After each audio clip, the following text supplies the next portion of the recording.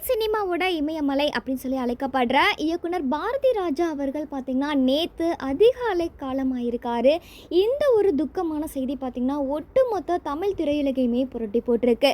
இந்த உலகத்தை விட்டு அவர் பிரிஞ்சிருந்தாலும் அவர் சினிமா மேலே வச்சிருந்த காதல் என்றைக்குமே அழியாததுன்னு சொல்லலாம். கிட்டத்தட்ட 80 வயதை கடந்த பிறகும் கூட அவரோட மனசில் பார்த்திங்கன்னா சினிமாவுக்கான துடிப்பு இப்போ வரைக்கும் அப்படியே தான் இருந்திருக்கு. இந்த நிலையில் இறந்து போகிறதுக்கு முன்னாடி அவரோட கடைசி ஆசைகளை குறித்து ஒரு சில விஷயங்களா அவரே பேசியிருக்காரு. அதாவது பாரதி ராஜா சார் பார்த்தீங்கன்னா பல பேட்டிகளில் ஒரு விஷயத்த அடிக்கடி சொல்லியிருப்பாரு. என்னால் முடிஞ்ச வரைக்கும் சினிமாவில் மட்டும்தான் இருக்கணும் அப்படின்றது அவரோட கொள்கையாகவே இருந்துச்சு. ஆனால் அவருடைய மகன் இருந்ததுக்கப்புறம் அவர் மொத்தமாகவே உடஞ்சு போயிட்டாரு. அதுக்கப்புறம் எந்த ஒரு பொது நிகழ்ச்சியிலுமே பார்த்தீங்கன்னா அவர் கலந்துக்கவே விரும்பலை. உடல் அளவிலும் மனதளவிலும் பார்த்தீங்கன்னா அவர் ரொம்பவுமே உடைஞ்சு போயிருந்தார்.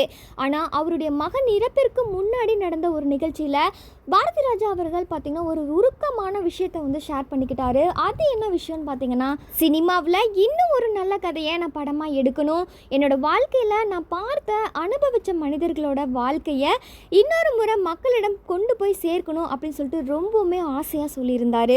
ஆனால் அவர் சொன்ன அந்த கடைசி ஆசைகள் பார்த்தீங்கன்னா இன்றைக்கி நிறைவேறாமலே போயிருக்கு. அது மட்டும் இல்லாமல் அவர் பேசின அந்த கடைசி ஆசைகள் குறித்த வீடியோக்களுமே பார்த்தீங்கன்னா சமூக வலைதளங்களில் வைரலாகியுமே வருது.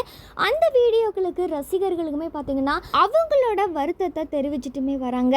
இயக்குனருமே பாரதி ராஜா அவர்களோட இந்த கடைசி ஆசையை பற்றி நீங்கள் என்ன நினைக்கிறீங்க? அவரோட படங்களில் உங்களுக்கு எந்த படம் ரொம்ப பிடிச்சிருக்கு அப்படின்றத மறக்காமல் கமெண்ட் செக்ஷனில் பதிவு பண்ணுங்கள்.